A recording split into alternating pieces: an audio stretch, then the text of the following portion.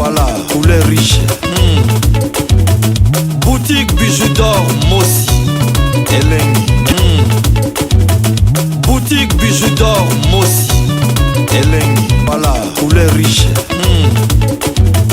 Boutique bijoux d'or, Mossi, Elengi. Gouverneur de la ville, Ayena Orbor me Koufa. Gouverneur de la ville. Gouverneur Ayena Orbor et Koufa.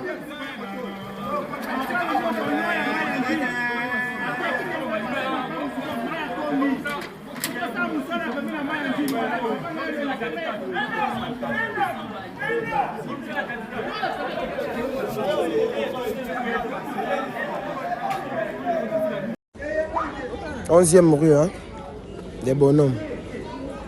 Ce matin, actuellement.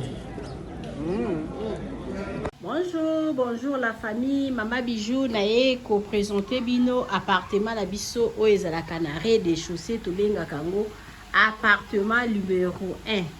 Appartement la biso numéro 1 oyo ezali na chambre, salon, cuisine. Tozana chambre, salon, cuisine. Donc appartement la biso eza propre makasi. Donc o bozomona eza na salle à manger. Bakiti nango yango yo. Appartement la biso o eza nango na prix moko ya makasi te. Mama Bijou lobi benga ye o sala réservation appartement oyo bozomona ndenge ezali propre. Tokota na katikati ya salon na o eza chambre nango. Chambre nango yango yo omoni ba regarde wala tosali okoki koya na biloko ofungoli otandi biloko na yo awa. Donc lit nango eza nango lit ya 2 personnes. Eza vraiment munene makasi te mais eza vraiment ça va passable pour na 2 personnes. Eza na climatiseur. Chambre na biso yango yo. Tokota totala toilette nango. Tozala douche na biso douche debout. Oboni toilette yango wana, place à kobrosser yango yo. Donc appartement, chambre, salon, cuisine. Tozo ke disco koluka.